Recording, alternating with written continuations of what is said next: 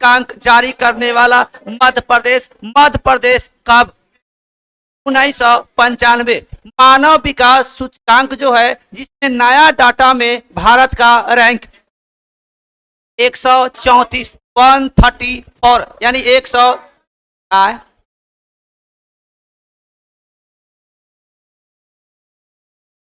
अच्छा, अभी जो नया आएगा ना बदलेगा तो हम अपने करा देंगे, साल में एक बार निकलता है डाटा ना। 134 ना बोले हैं, 134। पिछला 32 लिखाए होंगे।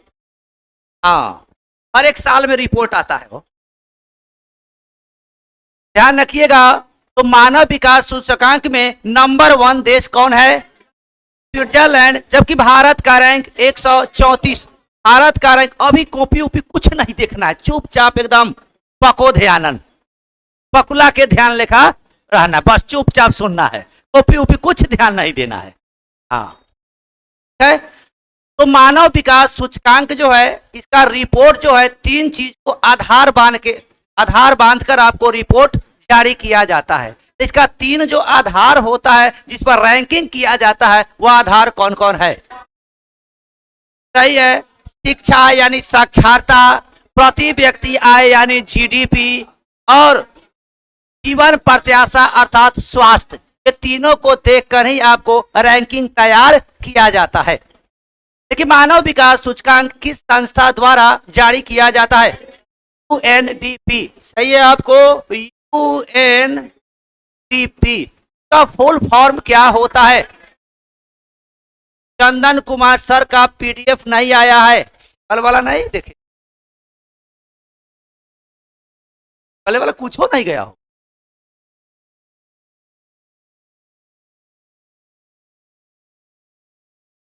अच्छा ठीक है मिथुन पटेल, देख लेते हैं, देख।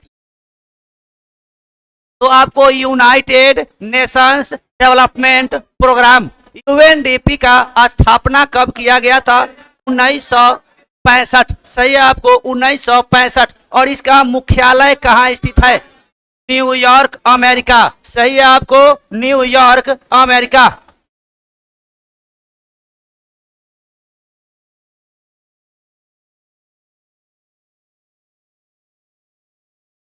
मानव विकास रिपोर्ट। आप बताइए, दांत 4 प्रकार का होता है जिसमें कृंतक दांतों की संख्या कितनी? 8। रोदनक 4, अग्र चवर्णक 8, चवर्णक 12। एक बार दंती दांतों की संख्या, एक बार दंती दांतों की संख्या 12।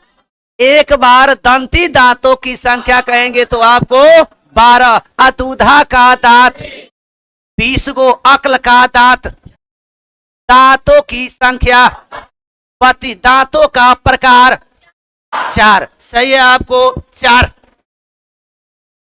आपको बताना है रोदनक जो दांत होता है उसका क्या काम होता है? चीर फाड़ करता है। सही है आपको, चीर फाड़ करने का काम करता है। कृंतक काटने का काम करता है। सही है आपको, कृंतक जो है एक काटने का काम करता है। अग्र चवर्णक और चवर्णक। सही है। दांतों का आप क्रम बताएं। हाँ, आपका कौन होता है? सबसे पहले इंसिजर्स यानी कैनाइन। दूसरा दांत होता है आपको रोदनक अर्थात कैनाइन। तीसरा होता है अग्र चवर्णक जिसको कहते हैं प्री मोलर। चौथा क्या होता है? कौन होता है? मोलर अर्थात चवर्णक। सही है आपको, मोलर अर्थात चवर्णक।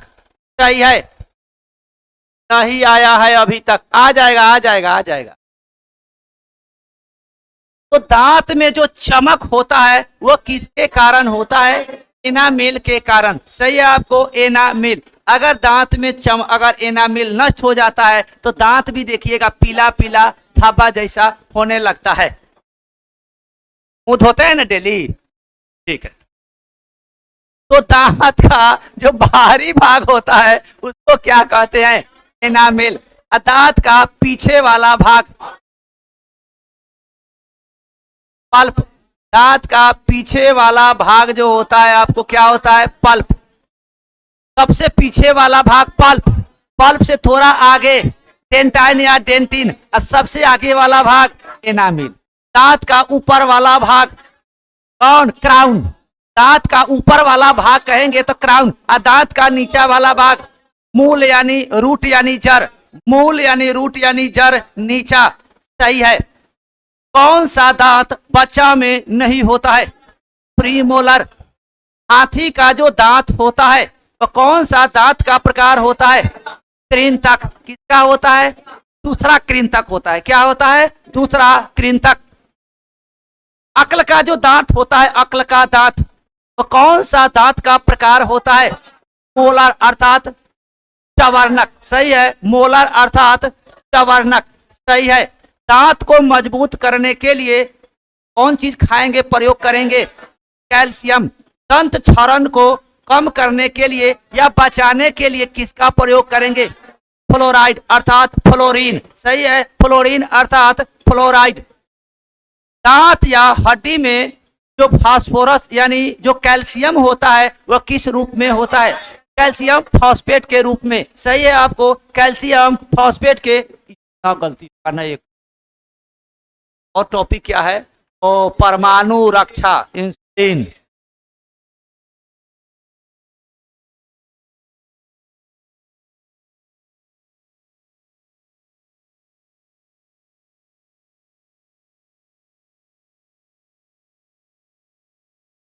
इंसुलिन एक प्रकार का क्या है?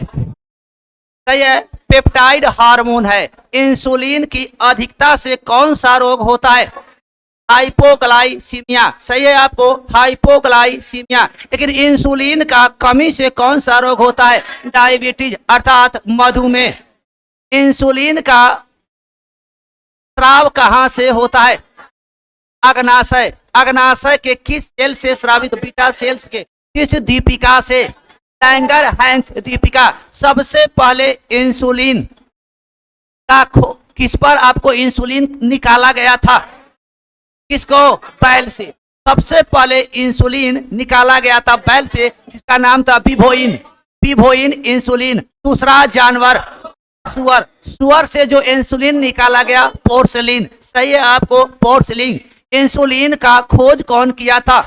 Waiting and Best. सही है, आपको वेटिंग एंड वेस्ट। इंसुलिन में किस धातु का प्रयोग किया जाता है? सही है, आपको का जिंक अर्थात जस्ता। सबसे बड़ी अंतःस्रावी ग्रंथि?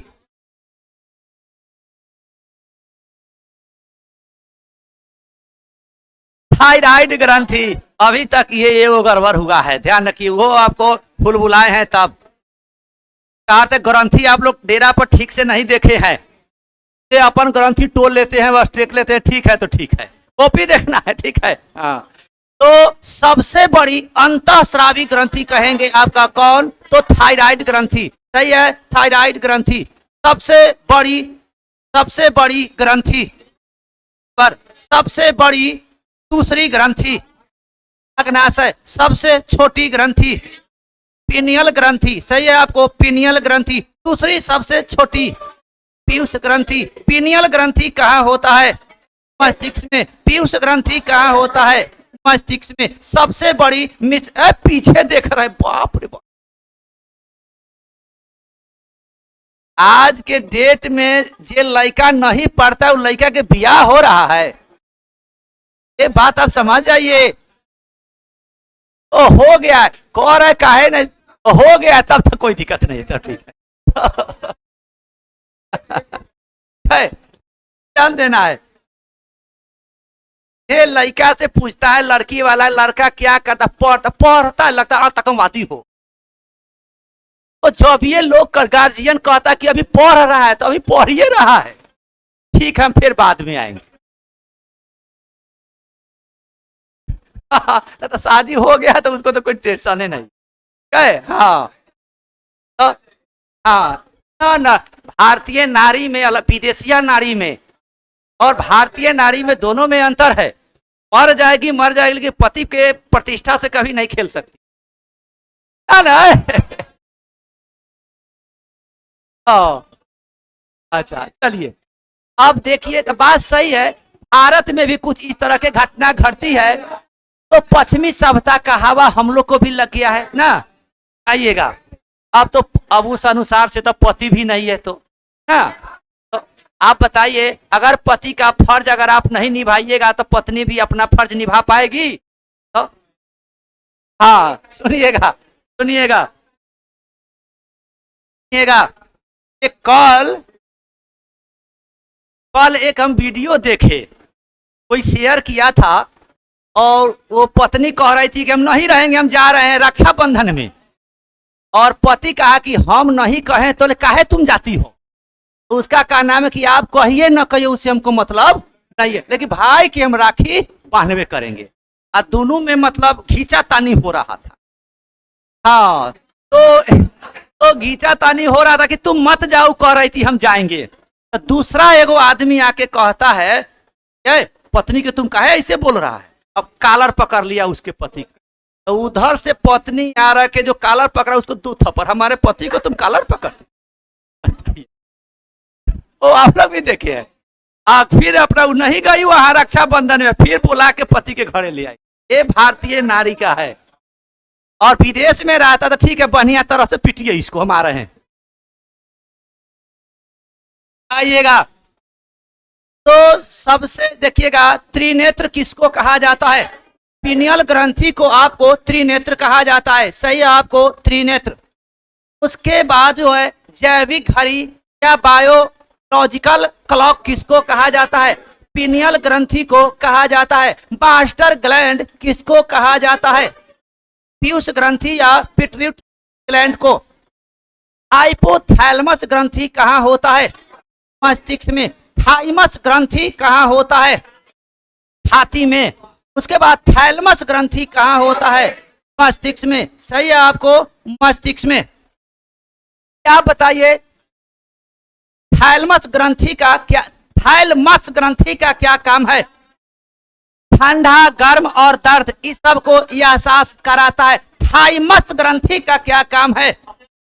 सही है, प्रतिरक्षा प्रणाली को या टी लिम्फोसाइट का काम करता है, यानी रोग वोग होने से आपको बचाएगा। हाइपोथैलेमस ग्रंथि का क्या काम है? सही है, यह शरीर के ताप को कंट्रोल करता है, यानी नियंत्रित करता है। अब भूख और प्यास भी किससे होता है आपको?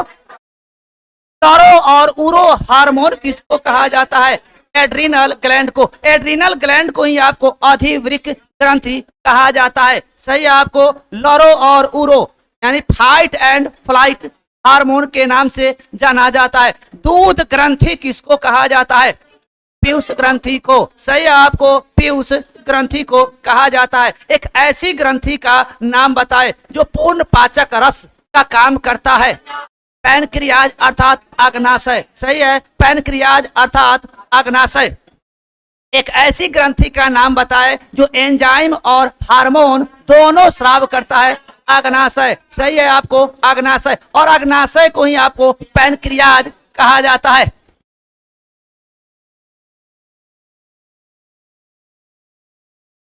भारत का सबसे बतियाना नहीं ना है, ध्यान देना है। तो क्या? अच्छा, गनगनाने वाला चीजें जो है ना, 24 घंटा गनगनाने करता है। ठीक है, टेंशन नहीं लेना है। अब बताइए, मोबाइल ऐसा चीज है, अगर एक दिन अगर धोखा से लोग को छूट जाता है तो समझिए कि कुछ समय के लिए उसका धड़कन तो जरूर बंद हो जाता है। और एक कलम छूट जाएगा तब दोबारा रूम पर नहीं जा सकते हैं। कॉपी अगर छूट जाएगा तो नहीं जा सकते। लेकिन अगर मोबाइल छूट गया तब आप गांधी मैदान से भी भाड़ा किराया लगा के अब जाइए, डेरा पर ले जाइए। हाँ, साइलेंट कर लीजिए। हाँ, देखते हैं हम लोग अपने लाते तो साइलेंट कर। सुनिएगा, ध्यान दीजिएगा। परमाणु शक्ति गृह, तो भारत का सबसे प्राचीन परमाणु शक्ति गृह तारापुर। और तारापुर कहाँ है? महाराष्ट्र में। यह किस देश के सहयोग से अमेरिका से सहयोग से। रावत भाटा परमाणु शक्ति गृह कहाँ है? राजस्थान में। किस देश के सहयोग से? कनाडा के सहयोग से। भारत का सबसे बड़ा परमाणु शक्ति गृह कुडनकुलम, सही है आपको, कुडनकुलम परमाणु शक्ति गृह। कुडनकुलम परमाणु शक्ति गृह कहाँ है? तमिलनाडु में। किस देश के सहयोग से? रूस के सहयोग से। कैगा परमाणु शक्ति गृह कहाँ है? कर्नाटक, सही है आपको, कर्नाटक। नरौरा परमाणु शक्ति गृह उत्तर प्रदेश। जैतपुर परमाणु शक्ति गृह महाराष्ट्र में। किस देश के सहयोग से? फ्रांस के सहयोग से, सही है आपको, फ्रांस के सहयोग से। काकरापारा परमाणु शक्ति गृह सूरत गुजरात, सही है आपको, सूरत गुजरात। किस नदी पर? ताप्ती नदी पर, सही है आपको, ताप्ती नदी पर।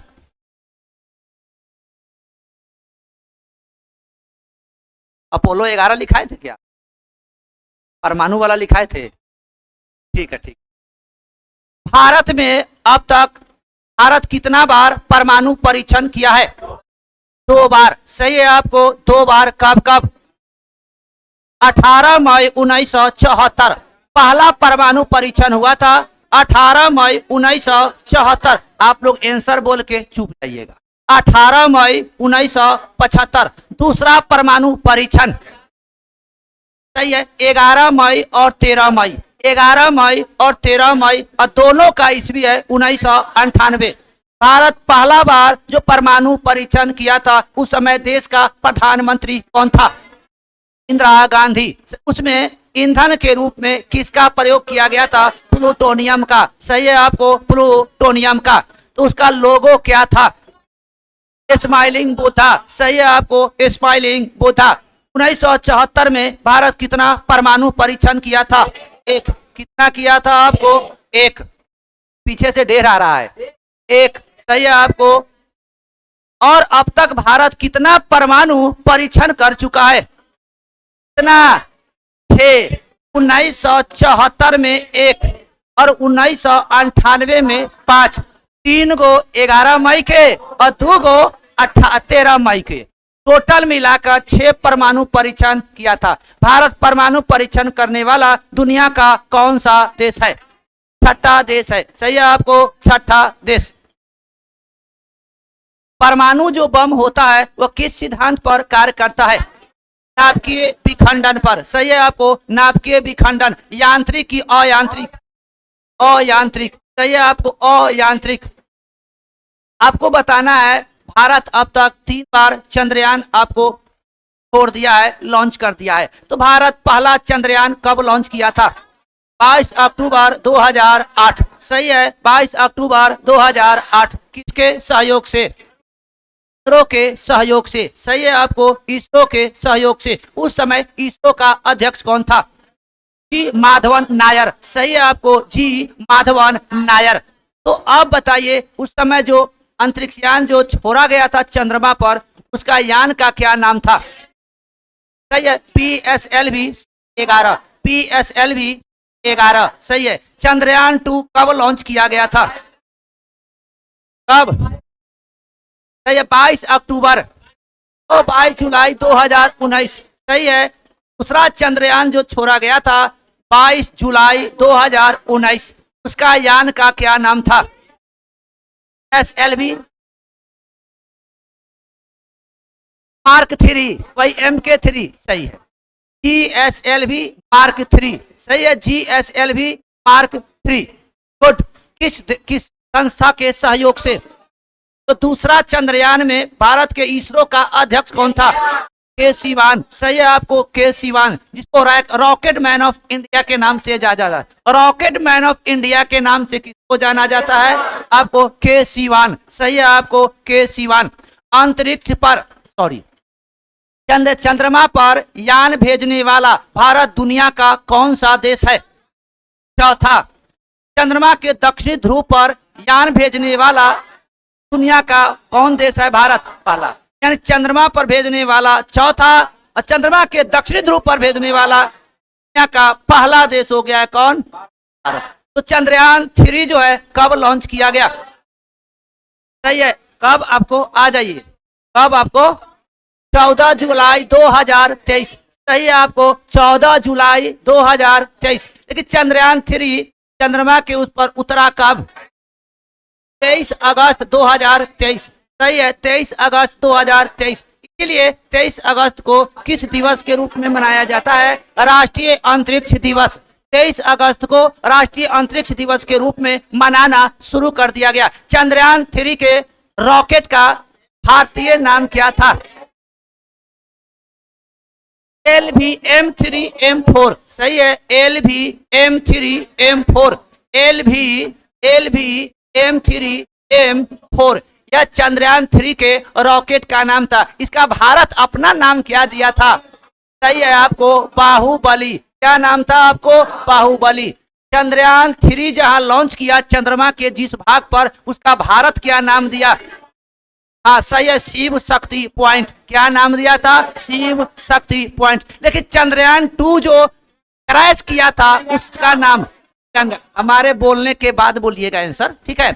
चंद्रयान 2 जो है या जिस जगह पर क्रैश किया था उस जगह का भारतीय नाम क्या रखा गया? तो तिरंगा। सही है आपका तिरंगा। लेकिन चंद्रयान 3 जहां चंद्रमा के जिस भाग पर पहुंचा यानी उतरा, उस जगह का भारतीय नाम क्या रखा गया? शिव शक्ति पॉइंट। सही है आपको शिव शक्ति पॉइंट।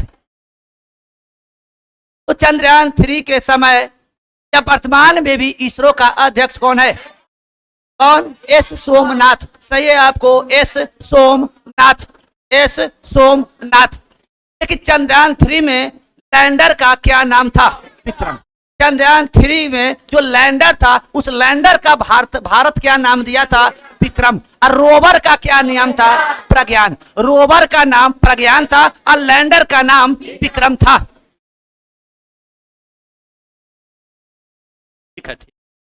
चंद्रयान में भी चंद्रयान 2 चंद्रयान 3 ये वो गड़बड़ हो गया है। सबसे बड़ी अंतःस्रावी ग्रंथि कौन है? ध्यान रखिएगा, अब हम कहते हैं सुनिएगा। सबसे बड़ी ग्रंथि यकृत है। अब आप लोग को नहीं बोलना है। सबसे बड़ी ग्रंथि यकृत। दूसरी सबसे बड़ी ग्रंथि अग्नाशय। सबसे छोटी ग्रंथि पीनियल ग्रंथि। सेकेंड सबसे छोटी ग्रंथि सबसे बड़ी अंतःस्रावी ग्रंथि थायराइड ग्रंथि। दूसरी सबसे बड़ी ग्रंथि अग्नाशय। सबसे बड़ी ग्रंथि यकृत। क्लियर? सबसे बड़ी अंतःस्रावी ग्रंथि थायराइड ग्रंथि और सबसे बड़ी अंतःस्रावी ग्रंथि थायराइड।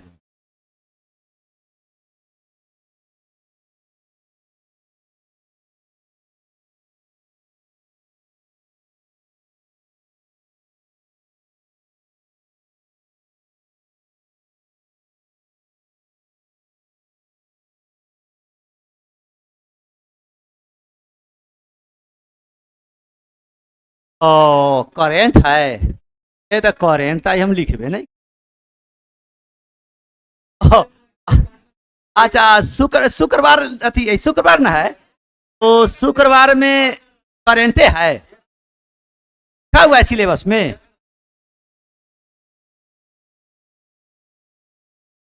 अच्छा उतना तो यादे रहता है जितना से काम चले।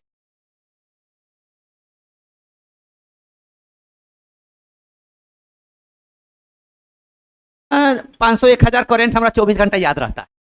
हाँ हाँ अलावा 1 1.5 lakh 2 lakh question GK GS. हाँ हाँ इतना हम डेरा से चलते हैं तो लोड करके चलते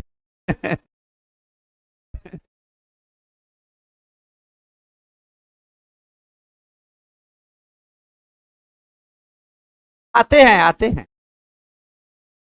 आए ना सिलेबस जना लिखाए हैं ना वैसा ही लिखा है वैसा ही याद पार दीजिएगा, ठीक है। हाँ क्या होता है कि रिजल्ट ठीक ठाक होता है बस के अनुसार, उस सिलेबस के अनुसार रिजल्ट खूब होता है। आइएगा इधर। सर आज करेंट है गुरुजी। हाँ ठीक है देख रहे हैं ऑफलाइन में किसी बच्चा को याद नहीं था, ऑनलाइन वाला सब लड़का को याद है सर आज करेंट है बिल्कुल। हाँ हाँ हाँ ये न कहते लाठी से मारिए ना लाठी से नहीं, ठीक है। अच्छा याद हो जाएगा याद हो जाएगा। ऑनलाइन वाला तो ऑफलाइन पर खूब क्रोधित रहता है। अच्छा अच्छा, ठीक है ठीक है। अब आप लोग मारने लायक नहीं ना है, आप लोग उतना अकिल बुद्धि हो गया कि डांट देंगे तो उतने में आपको प्राण छूट जाएगा मारने का। तब आइएगा, करेंटे में आइएगा।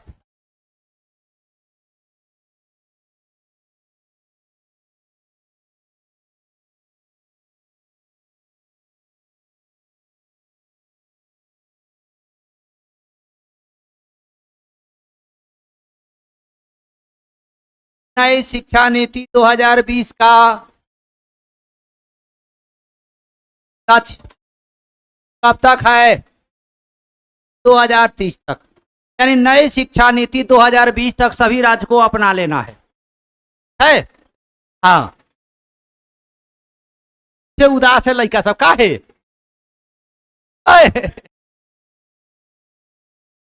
आइए, आप लोग को अभी न लगता रहता कि बियाह हो गया रहता तो बड़ा ठीक रहा। बियाह नहीं रहता तभी ये ठीक है।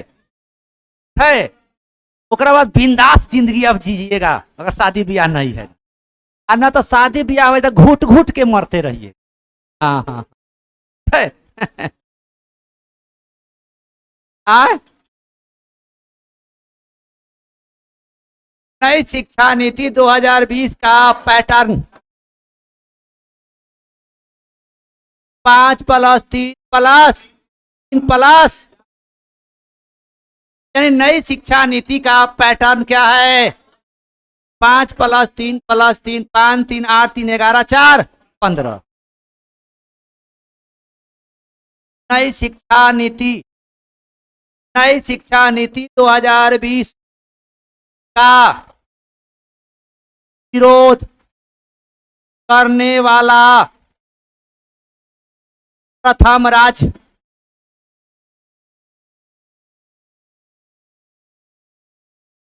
आए? अब बोर्ड हो गया, 5+3 तक हो जाएगा, फिर 3 तक बढ़ेगा, फिर 4 तक हो जाएगा। Honours clear. तो नई शिक्षा नीति की वजह विरोध करने वाला प्रथम राज्य कौन? केरल। फर्स्ट में कौन? केरल। उसके बाद तमिलनाडु। और थर्ड राज्य आपको कौन? कर्नाटक। यानी नई शिक्षा नीति का विरोध कर रहा है कि सरकार के विरोध कर रहा है कि तुम लागू करो लेकिन हम लागू नहीं करेंगे। फर्स्ट राज्य कौन? केरल। और सेकेंड राज्य तमिलनाडु। और थर्ड राज्य तब अथी वाला कांग्रेस के सरकार वाला हो। तो देखिएगा, अब आइएगा नई शिक्षा नीति, नई शिक्षा नीति 2020 समिति के सिफारिश पर लाया गया। वाह रे वाह, बहुत बढ़िया, पूरा याद है। के कस्तूरी रंगन, के कस्तूरंगन, के कस्तूरी रंगन समिति। कौन सा समिति? के कस्तूरी रंगन समिति। नई शिक्षा नीति। हाँ हाँ हाँ हाँ, नहीं तो सब सिंपल है। कोनो करेंट कहीं सिंपल हार्ड हुआ है?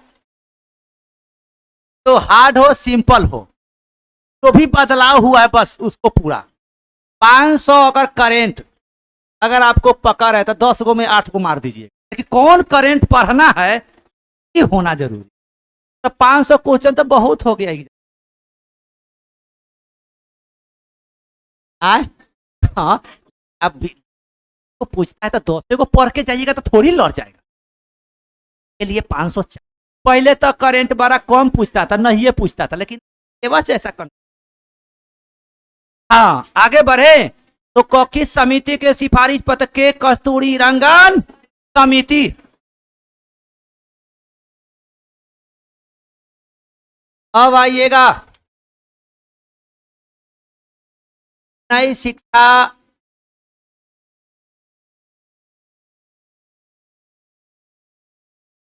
नई शिक्षा नीति 2020 नई शिक्षा नीति 2020 को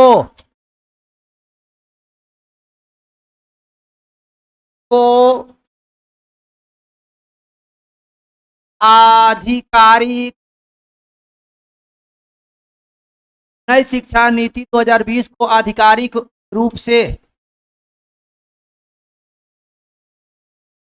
लागू का घोषणा करने वाला प्रथम राज्य। आधिकारिक रूप से तो घोषणा ही किया था कि सबसे पहले हम लागू करेंगे, है, लेकिन घोषणा करने में सबसे आगे था। अब ये नहीं, नई शिक्षा नीति 2020 नई शिक्षा नीति 2020 को लागू करने वाला प्रथम राज्य। प्राथमिक स्तर का जो नई शिक्षा का जो सिलेबस है उत्तराखंड लागू भी कर दिया अपने यहाँ। सबसे आधिकारिक रूप से प्रथम राज्य कर्नाटक, लागू कर देने वाला प्रथम राज्य उत्तराखंड। कौन है आपको? उत्तराखंड।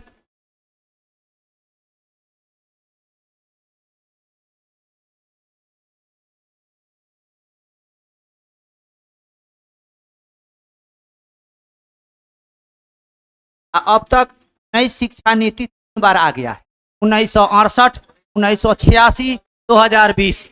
नई शिक्षा नीति कितना बार आ चुका है? 3 बार। अभी तक नई शिक्षा नीति जो है आपको 3 बार आ चुका है, 1968, 1986 और 2020। 3 बार नई शिक्षा नीति 1968, 1986, 2020। अब तक 3 बार नई शिक्षा नीति आ चुका है। हाँ हाँ हाँ, अब आइएगा। उसके बाद जो है समान सिविल संहिता।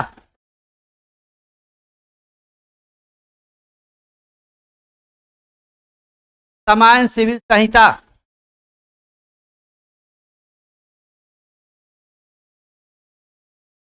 समान नागरिक संहिता ना है, वही हुआ समान सिविल संहिता या समान नागरिक संहिता। लागू करने वाला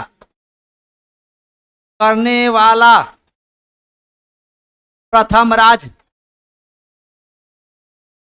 बन गया है।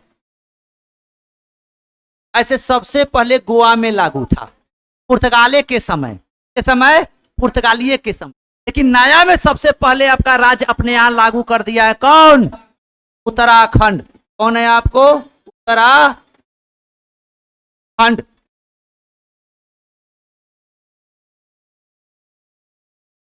आए सबसे पहले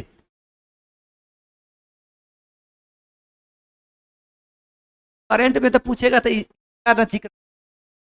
सबसे पहले कहेगा भारत में कहां लागू हुआ, वर्तमान में कहां लागू हुआ है। हाँ, तो क्वेश्चन ऐसा लगा देगा जो अंतर बुझा जाएगा। क्वेश्चन पूछता है ना, तो क्वेश्चन पूछने के हिसाब से वो पूछता है, इस तरह से आपको पता चल जाएगा गोवा होगा कि उत्तराखंड होगा। जानकारी सिर्फ रहना चाहिए। हो गया।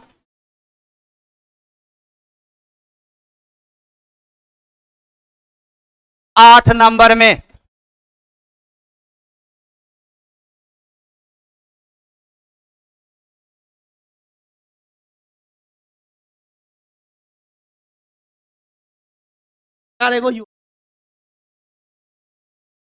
भाद्रा। हाँ हाँ,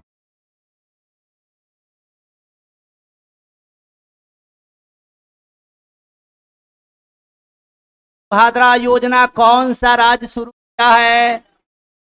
कहा आपको? उड़ीसा। महिला को कितना राशि दिया जाएगा साल में? हाँ, प्रति वर्ष। आते हैं अभी दे, अभी साल में दूसरे बार देगा। और इसके लिए 2 टर्म है, एक रक्षाबंधन पर, एक महिला दिवस पर। ये दो पर मिलेगा 5-5 हजार का टर्म रहेगा, लेकिन सालाना मिलेगा कितना? साल में 2 टर्म मिलेगा 5-5 हजार का। और ईसा और इसका महिला का उम्र, महिला का उम्र कम, 21 वर्ष से कम, 21 वर्ष से अधिक, यानी 21 वर्ष से अधिक होना चाहिए, और 60 वर्ष से कम होना चाहिए योजना के लाभ उठाने के। हाँ, राइट टू कनेक्ट, हाँ, right to connect, right to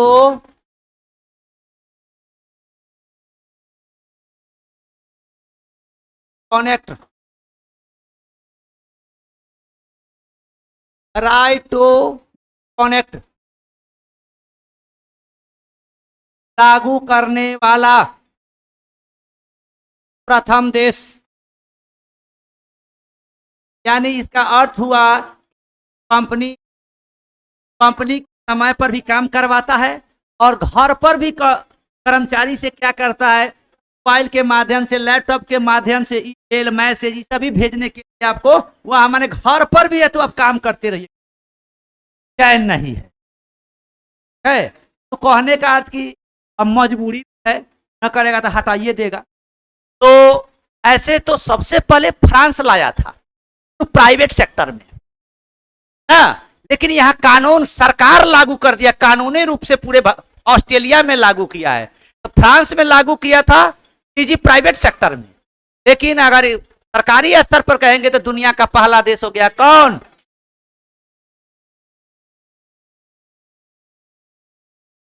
Australia. लेकिन सबसे पहले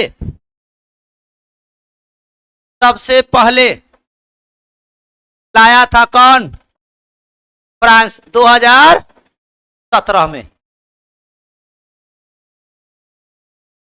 2017।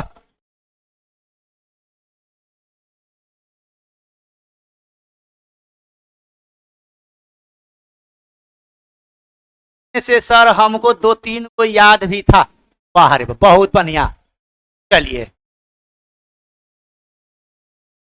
जय हिंद, जय हिंद। क्लियर हो गया? सही मुंह डोला रहा है पीछे से।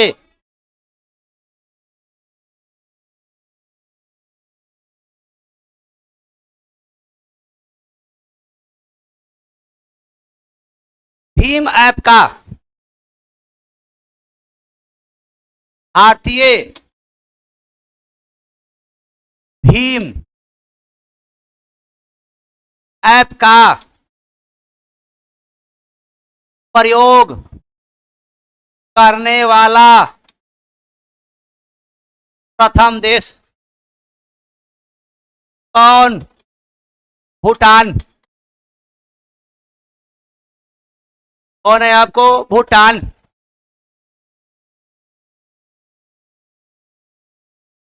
पीआई, भारतीय यूपीआई,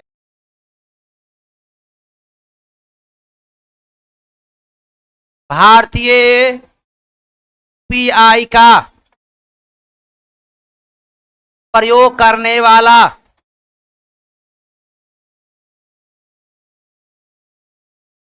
प्रथम देश कौन हो जाएगा? और कौन है? अपना यूपीआई का।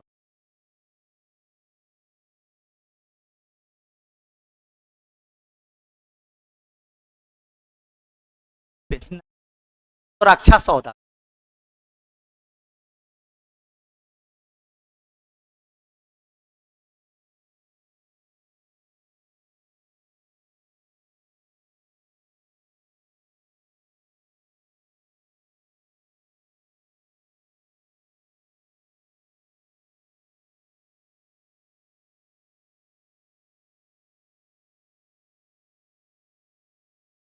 भारत जो है किस देश से चीता लाया? सबसे पहले किस देश से लाया? नामीबिया। पहला आपको नामीबिया। और नामीबिया से कितना चीता? 8 चीता। इसको कहां रखा? कुनो नेशनल और पार्क। कुनो नेशनल पार्क कहां है? मध्य प्रदेश में। मर रहा है सब। और दूसरा है आपको दक्षिण अफ्रीका से। दूसरा आपको दक्षिण अफ्रीका से कई गो? 12 गो चीता लाए हैं। है इसको भी कहां रखा गया? कुनो नेशनल पार्क। और ये कुनो नेशनल पार्क भी कहां है? एमपी में। और कौन सा जिला में पड़ता है? श्योपुर। श्योपुर ध्यान रखिएगा, ये अभी बड़ा फेमस कहेगा शिवपुर या श्योपुर, एक ही बात हुआ। यानी कुनो नेशनल जो पार्क है वो किस जिला में पड़ता है? मध्य प्रदेश के। शिवपुर या श्योपुर? क्या? श्योपुर। चलिए, लक्ष्मण कुमार, विशाल पांडे, नंदन कुमार, मिथुन पटेल।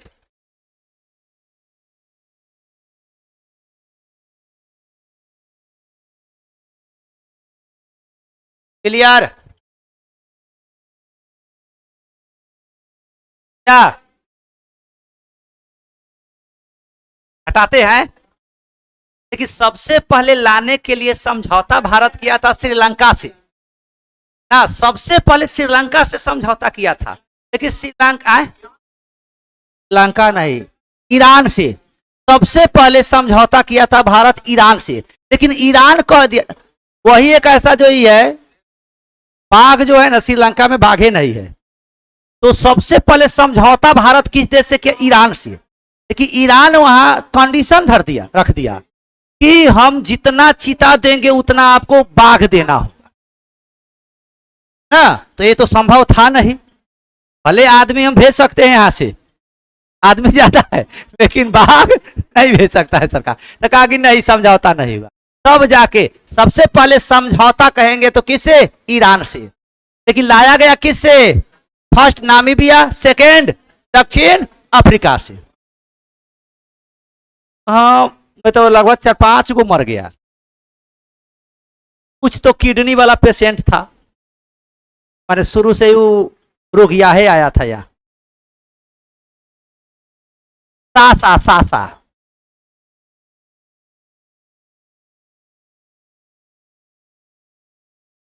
आइएगा।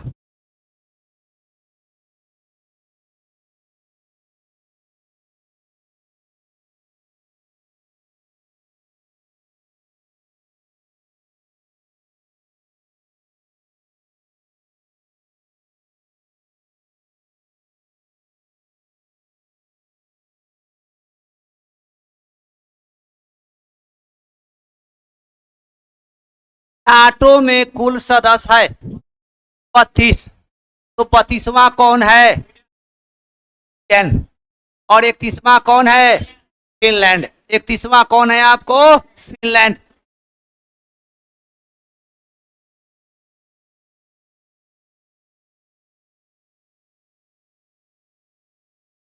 फिनलैंड। फिनलैंड। आईएमएफ।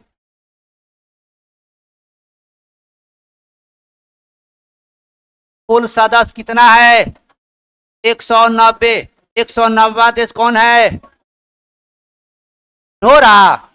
ओ अंडोरा, चाहिए आपको अंडोरा। उसके बाद आए वर्ल्ड बैंक।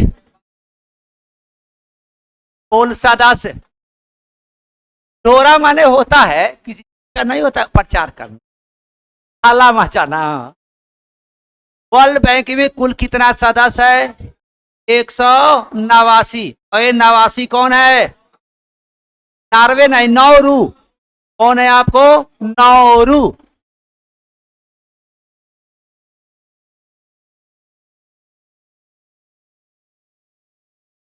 बांग्लादेश का प्रधानमंत्री लिखे थे।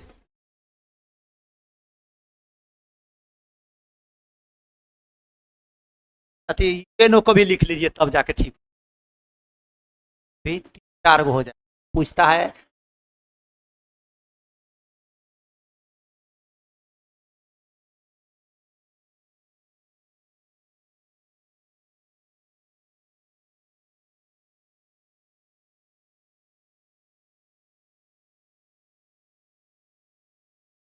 यूएनओ में कुल कितना सदस्य है?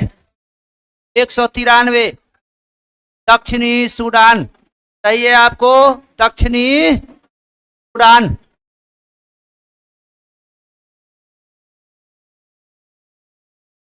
बांग्लादेश का पीएम बना है मोहम्मद यूनिस।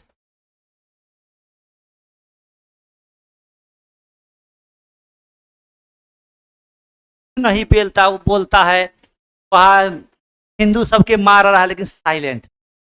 तब तो कट्टरपंथी के समर्थन से बना है, तो बना है तो फिर कट्टरपंथी का विरोध करेगा तो फिर एक हटते समय नहीं लगे, चुपचाप सुन रहा है, जैसे कहता है वैसा ही। माइक्रो फाइनेंस गरीबों का बैंकर इसी को कहा जाता है। बैंक में जो गांव गांव में जो बैंक खुला, ये सब किसका कॉन्सेप्ट है? सब इसी, तब ने इसका नाम बहुत ज्यादा पॉपुलैरिटी बहुत हासिल, इकोनॉमिक्स पर बहुत पकड़। आगे बढ़े, आगे तो ब्रिटेनों का प्रधानमंत्री, ब्रिटेन का पीएम बना है कौन? स्टारमर। और स्टारमर जो है किस पार्टी का है? लेबर पार्टी का है। किस पार्टी का है आपको? हाँ, लेबर पार्टी। भारत जब स्वतंत्र हुआ था उस समय भी लेबर पार्टी था। लेबर पार्टी बहुत दिन के बाद आया है, कंजर्वेटिव पार्टी की सरकार थी वहां। हम लोग का ऋषि सुनक था इससे पहले, यानी भारतीय मूल का इंग्लैंड में प्रथम प्रधानमंत्री बनने वाला था कौन था? ऋषि सुनक। मैंने वो बहुत मैंने ज्यादा वोट से हारा है, मैंने जनता वहां नकार दिया।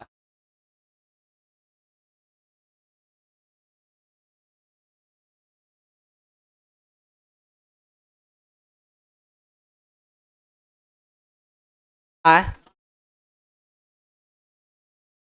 बदलाएगी।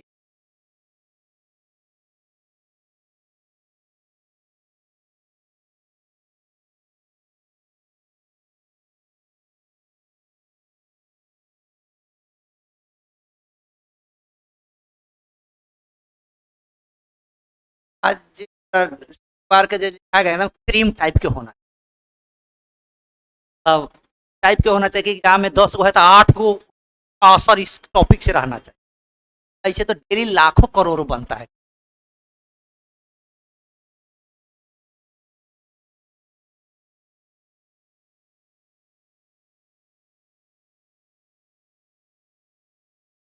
खेल को, जब ये खेल जुड़ता है ना, दो चीज बड़ा पूछता है।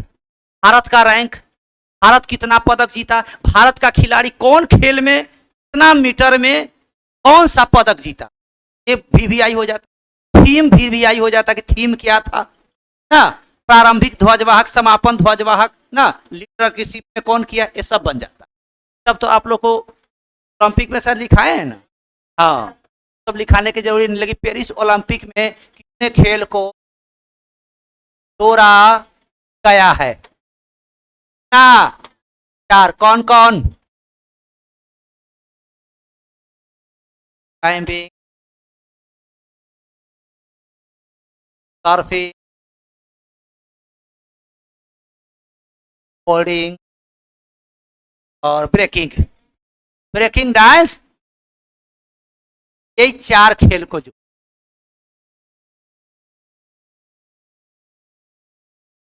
ओलंपिक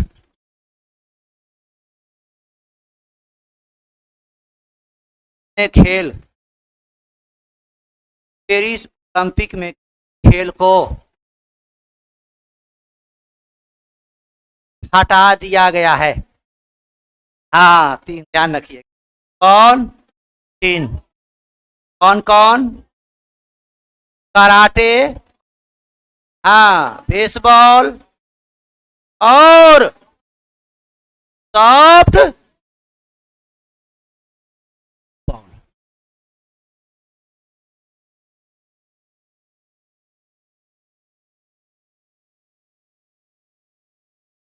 है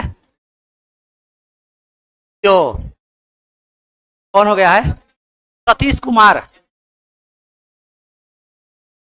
अच्छा याद से नहीं ना मतलब रहता, एक बार खाना रहता है माने ऐसे है कि बदला तो लोग पढ़ा नहीं पढ़ा, लेकिन एगो खा देने से है सुबह बैताल तेज सब पढ़ेगा ना चीज। हाँ एगो सिस्टम में हो जाता है। रिवीजन भी करना है तो कॉपी रहता है तो एक सिस्टम से सारा लिखा रहता है। जो 6 महीना में रिवीजन कीजिएगा 10 घंटा में पूरा कॉपी को आप रिवीजन कर लीजिए, आप 6 महीना में नहीं पढ़ सकते। सिस्टम में रहता है तो ठीक। का अध्यक्ष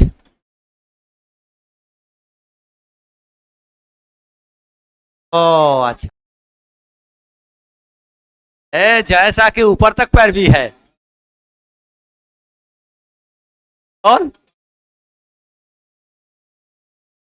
ना इसका तो बात हो रहा था क्योंकि बीसीसीआई के भी सचिव था ये। एशिया एशिया लेवल पर भी अध्यक्ष बन गया था जैसा, अब वर्ल्ड लेवल पर हो जाए। हाँ हाँ बड़ा कम उम्र के है ये। लेकिन अमित शाह है, अपने है, गृह है, और नरेंद्र मोदी के बाद अगर बीजेपी में किसी का कद है अमित शाह, तो जो बोलेगा उसका बात कोई नहीं।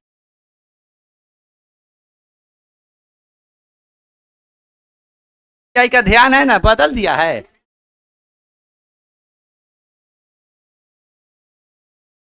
अच्छा अच्छा बनाया जाएगा।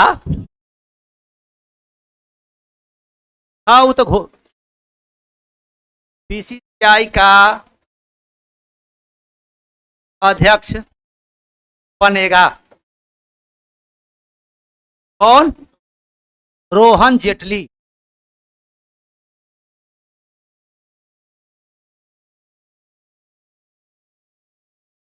न मरे तो यह बनेगा। हाँ हाँ हाँ ठीक है। घोषणा हो जाता कमेटी के अंतर्गत न होता है, सब राय विचार मसौ। हाँ बीच में वही कुछ अनहोनी हो गया है? हो गया हो गया हो गया। अच्छा ये बना है आईसीसी का, एक और लिखाते हैं। बीसीसीआई का अध्यक्ष आपको कौन? रोहन जेटली बनेगा। अरुण जेटली के भाई नहीं ना, बेटा ना है। 22 में आईसीसी का अध्यक्ष अभी बना नहीं ना है। अगर जी गया तो बनेगा, आईसीसी का अध्यक्ष बनेगा।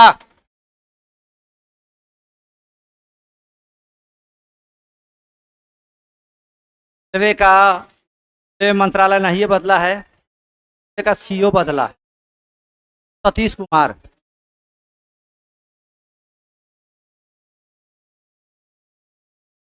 आप लोग कहिए क्या के।